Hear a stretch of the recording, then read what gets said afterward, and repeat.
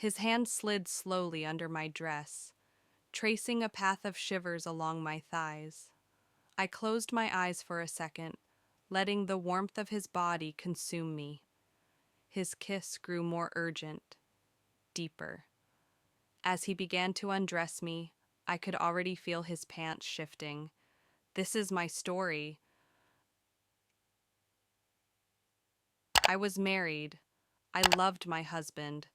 But this was something else. I have been married to Michael for 6 years. He is a good man, a hard worker. He spends long hours at the office, making sure we have a comfortable life. We live in a quiet neighborhood where people smile, but don't ask too many questions. Noah, my neighbor, is one of them. He has always been friendly, but distant. Just another person in the building. I never paid much attention to him. Until now. That evening, Michael was working late, as usual. The apartment felt too quiet. I was curled up on the couch, reading a book, when there was a knock at the door. When I opened it, Noah was standing there. "Hey, sorry to bother you," he said, rubbing the back of his neck. "My kitchen pipes aren't working. Can I fill some bottles from your sink?" "Of course," I said, stepping aside. He walked in, carrying a large container. I could smell his cologne, subtle, warm. He filled the container slowly, focused on the water. "Thanks," he said after a moment, turning to me with a small smile. "Anytime?" Then it happened. A moment, a shift. We were standing too close in the small kitchen.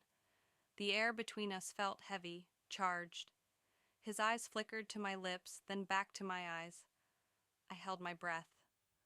I should have stepped away, but I didn't. I swallowed and forced a smile.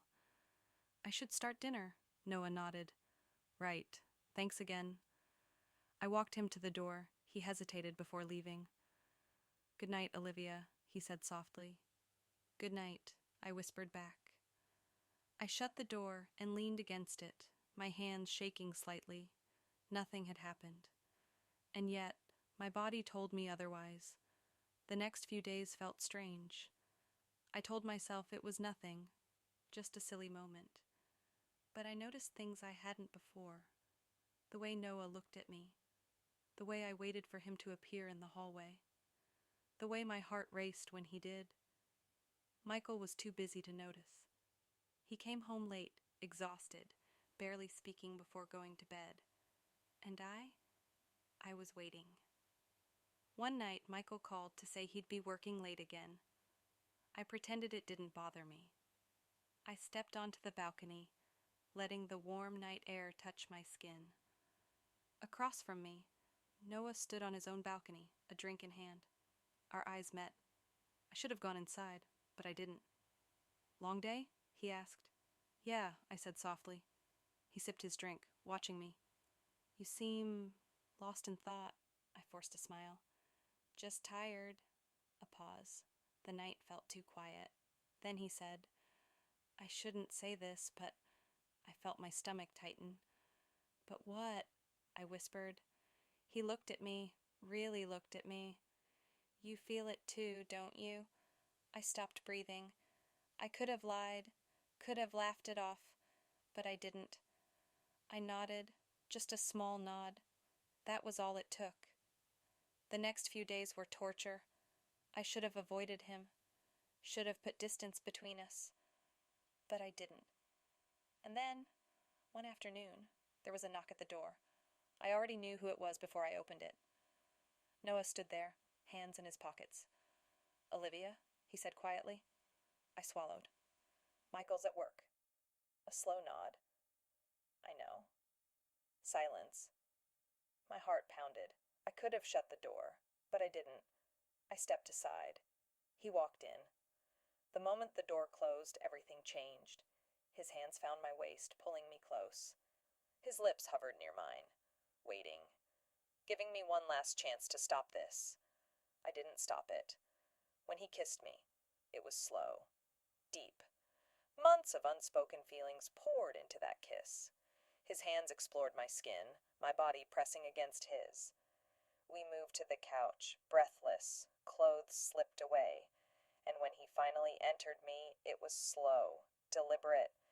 Every touch, every movement felt like a confession. I lost myself in him, in the way he held me, in the way he made me feel. The pleasure built and crashed over me like a wave, leaving me breathless. I lay in his arms, tangled in sheets and secrets. Then reality hit. What had I done? Noah kissed my shoulder softly, sensing my thoughts.